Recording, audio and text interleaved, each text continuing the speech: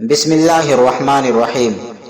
یونس بن یزید نے خبر دی، انہیں شہاب نے، انہیں سالم بن عبداللہ بن عمر نے،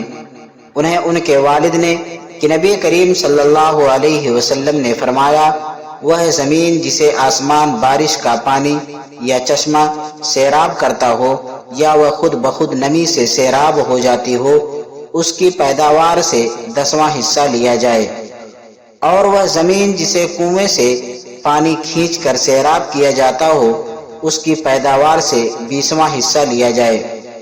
ابو عبداللہ امام بخاری رحمہ اللہ نے کہا، یہ حدیث یعنی عبداللہ بن عمر رضی اللہ عنہ کی حدیث کی جس کی کھیتی میں آسمان کا پانی دیا جائے 10واں حصہ ہے، پہلی حدیث یعنی ابو سعید کی حدیث کی تفسیر ہے۔ اس میں زکوٰۃ کی کوئی مقدار مذکور نہیں ہے، اور اس میں مذکور ہے اور زیادتی قبول کی جاتی ہے، اور گول مول حدیث کا حکم صاف صاف حدیث کے موافق لیا جاتا ہے جب اس کا راوی ثقہ ہو، جیسے فضل بن عباس رضی اللہ عنہ نے روایت کیا کہ نبی کریم صلی اللہ علیہ وسلم نے کعبے میں نماز نہیں پڑھی، لیکن بلال رضی اللہ عنہ نے بتلایا کہ آپ صلی اللہ علیہ وسلم نے نماز کعبہ میں پڑھی تھی۔ اس موقع پر بلال رضی اللہ عنہ کی بات قبول کی گئی اور فضل رضی اللہ عنہ کا قول چھوڑ دیا گیا۔ صحیح بخاری حدیث نمبر 1483۔ بسم اللہ الرحمن الرحیم۔ زکریا ابن اسحاق نے خبر دی، انہیں یحییٰ بن عبداللہ بن سیفی نے، انہیں ابن عباس رضی اللہ عنہ کے غلام ابو معبد نے، اور ان سے عبداللہ بن عباس رضی اللہ عنہ نے بیان کیا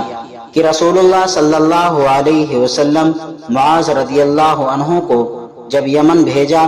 تو ان سے فرمایا کہ تم ایک ایسی قوم کے پاس جا رہے ہو جو اہل کتاب ہیں،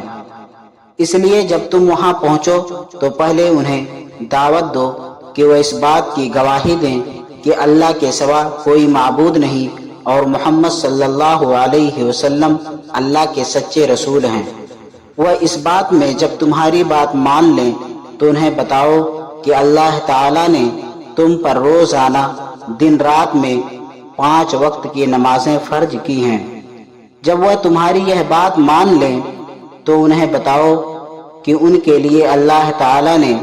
زکوٰۃ دینا ضروری قرار دیا ہے، یہ ان کے مالداروں سے لی جائے گی اور ان کے غریبوں پر خرچ کی جائے گی۔ پھر جب وہ اس میں بھی تمہاری بات مان لیں تو ان کے اچھے مال لینے سے بچو اور مظلوموں کی آہ سے ڈرو کہ اس کے اور اللہ تعالی کے درمیان کوئی رکاوٹ نہیں ہوتی۔ صحیح بخاری حدیث نمبر 1496۔